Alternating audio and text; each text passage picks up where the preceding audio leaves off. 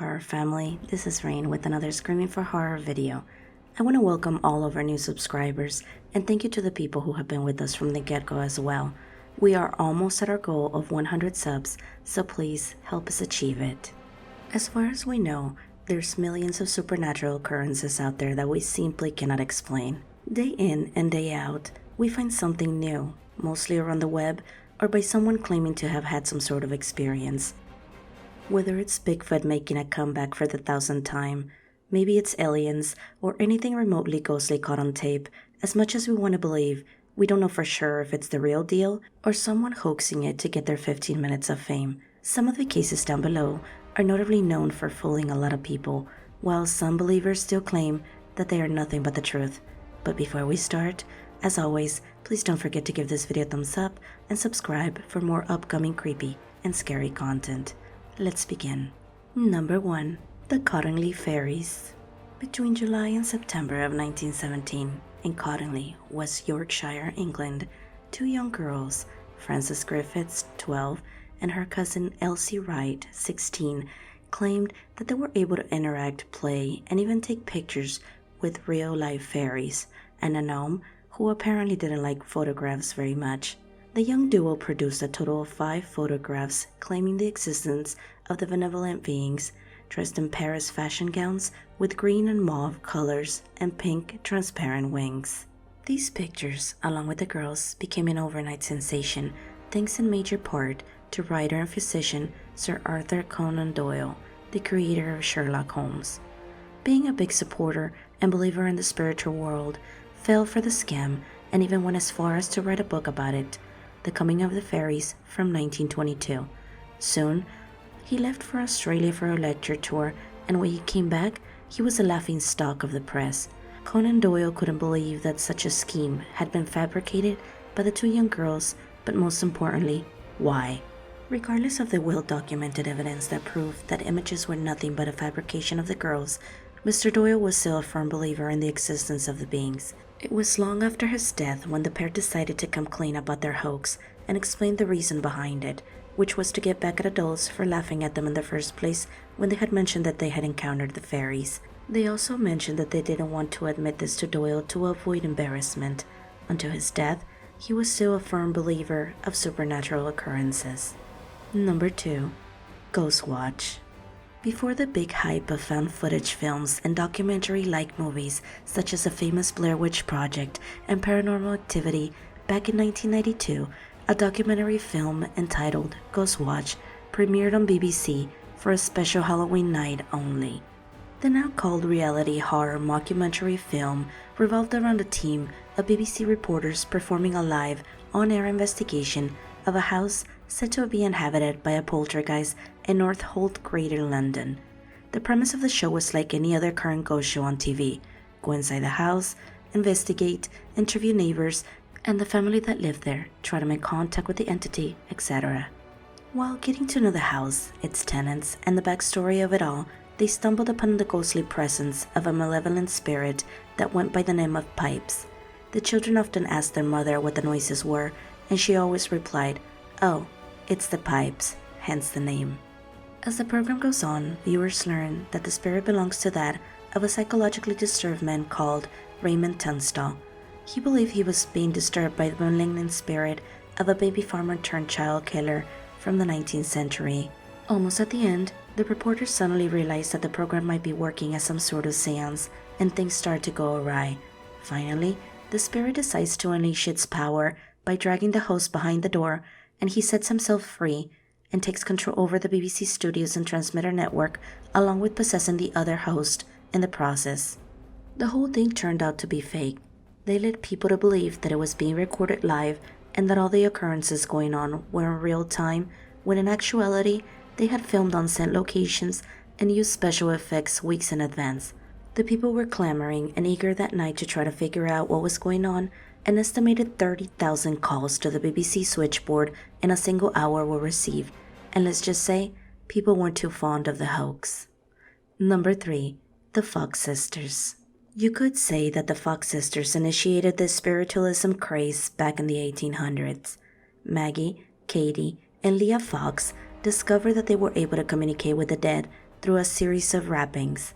For those of you who don't know what rappings are, they are a form of communication between the living and the dead by tapping out messages on a table, board, or any firm material. They became such a sensation that they started to tour around the country, despite non-believers, led by Big Sister Leah.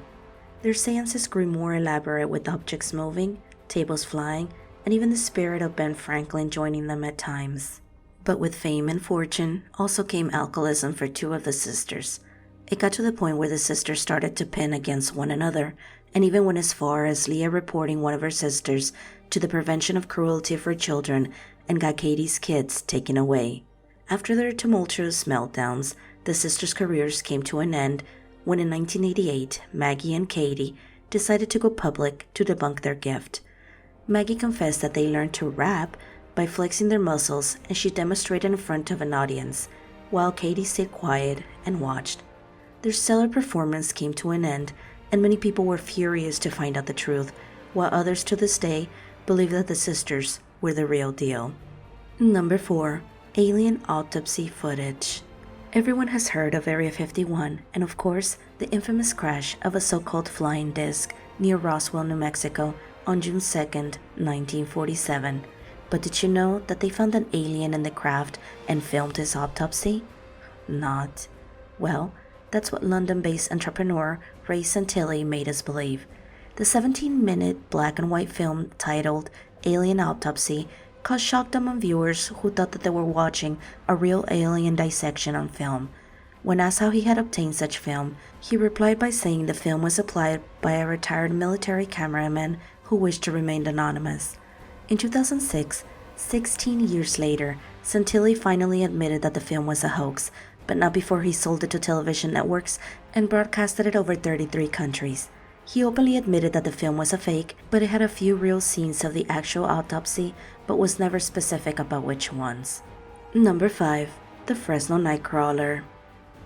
A couple from Fresno, California had found several things at a place in their driveway, so they decided to install a security system to catch anything fishy, but what they found on the footage was by far not what they were expecting, so they called upon a mutual friend, a paranormal enthusiast, to assist them with their discovery. Upon reviewing the tapes, the man discovered two humanoid-like unidentified figures that seemed to be walking across from it. Some people still claim that the video is legit and unedited, but the YouTube channel by the name of Para Breakdown and its owner, video analyst and debunker Phil Pauling, claims that this could easily be replicated, so therefore it was a hoax and even made a video about it. The video has not been debunked 100%, while there's people out there that still claim to have had encounters with these beings, but that we will never know for sure. Number 6. The Fiji Mermaid.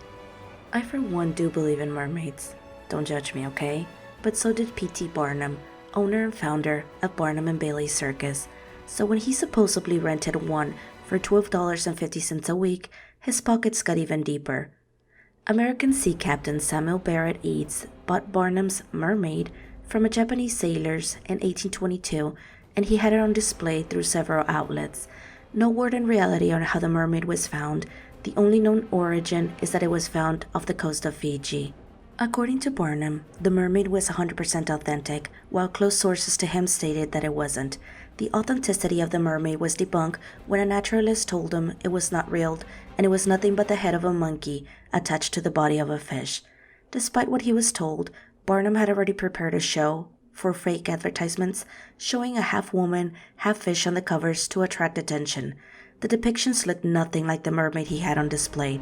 He then hired a phony naturalist to vouch his backstory of the mermaid as being real. Barnum fooled millions of spectators thinking that they were gonna see the real deal, and all they got was disappointment. No one knows what happened to the Fiji mermaid since Barnum's museum caught fire multiple times, and people said it had been destroyed along with other countless artifacts. The Harvard University Peabody Museum of Archaeology and Ethnology has a similar mermaid called the Banff Merman, said to highly resemble the Fiji mermaid, so through the years, there's been speculation and questions about whether it's the same mermaid or not. Well guys, that's all for today's video, but stay tuned for more parts to come. If you have a ghostly experience, a close encounter, or want to share any photos or videos of strange phenomena, feel free to send us an email at screamingforhorror@gmail.com and your story could be featured in one of our future videos.